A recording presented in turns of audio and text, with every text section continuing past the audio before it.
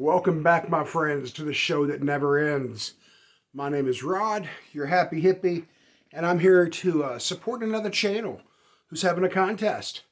Congratulations, Rachel. The Music Man Rachel has hit 666 subs. I'm sure it's a little more than that right now. She's having a contest, and you can guess by the title where this is leaning. She wants you to show 5 bands that kind of represent evil, even though she's not an evil person. She's a very chilled person with a very positive attitude, vibes. Just a fun contest. I'm going to start off with Kiss. When we were little kids, elementary school, I remember people telling us it stood for Knights in Satan's Service, Kiss. Some of the neighborhood parents would be like, if you kids listen to Kiss, the devil's going to get you. Some more evil rock and roll. Total Rebellion, Black Sabbath. It's got the 666. Sabbath, Bloody Sabbath. Some evil stuff. Alice Cooper. He's supposed to have been a witch. All kinds of rumors about this man. Turns out he's a born-again Christian, and he teaches Sunday school at a Methodist church. Alice Cooper, always associated with evil and darkness. This is one that she talked about already, the Rolling Stones. I'm showing Beggar's Banquet because it features their amazing hit, their amazing song, Sympathy for the Devil. Everyone knows that song. This is from the box set of Beggar's Banquet, Sympathy for the Devil. Rolling Stones again with their Satanic Majesty's Request. Kind of evil, kind of medieval, satanic looking.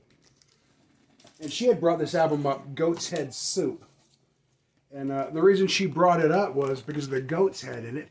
And also there's a song on here. Here's a different copy. Called Dancing with Mr. D. And a lot of people think that represented the devil or maybe death. But it came with this insert of a goat's head. Synonymous with the witchcraft thing going on. So they didn't shy away from that. I'm not saying they were into it. They gave us some great rock and roll. Some more evil rock and roll. Comical as it may be, Iron Maiden, Number of the Beast. I think she showed this one. In fact, I know she did. Always been kind of, rebellious, devil-worshipping rock and roll. If you listen to it, you're damned. AC/DC is another band. I heard their name stood for Against Christ, Devil's Child, or some bullshit like this. But on this album, they have a song.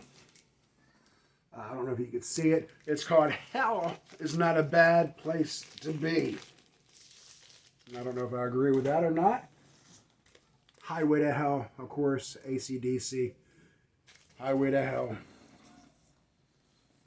This is Bobby in the Midnight. It's kind of a cat, always associated with witchcraft, with the crescent moon in the background. Bobby in the Midnights, of course, from the Grateful Dead. Grateful Dead, one of my favorite bands ever. But on this album, American Beauty, they have a song called, started to say Sympathy with the Devil. They have a song called Friend of the Devil. And they always had skull and roses and things. But they weren't evil. They were such good people, man, the Grateful Dead. But they had Friend of the Devil. But then they came out with Go to Heaven. You see the name of the album? Go to Heaven, the Grateful Dead. Getting right back into the bad stuff. That's just blatant right there, Lucifer. This band kicks ass. 3-piece metal band. A lot of people don't like this album because they say they kind of sold out. It's not as hard as the earlier stuff, but it's still some kick-ass music. And speaking of the Stones, they have a cover version of Dancing with Mr. D. Motley Crue, Shout at the Devil with the Pentagram. And we're going to bring it back home with saved. See, it's God. That's Yahweh saving all the sinners from all the evil. And of course, another Bob Dylan album, Slow Train Coming. I guess that means the good Lord's coming to get us, take us home. Anyway, this is just a fun video. Got to show this guy, Robert Johnson. Did I show him at the beginning? If I did, I'm sorry. You can't have a video like this without showing Robert Johnson, the man who allegedly sold his soul at the crossroads to the devil for fame and fortune, for the ability to play guitar. I saw an interesting documentary about why rock and roll is referred to as the devil. Oh, did you notice my friend? This is George. He's just hanging out with me tonight.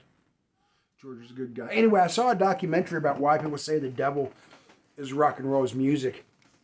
It started back a long time ago. I think they said in the 40s, when African American men were going to blues clubs and honky tonks, or whatever they called it back then.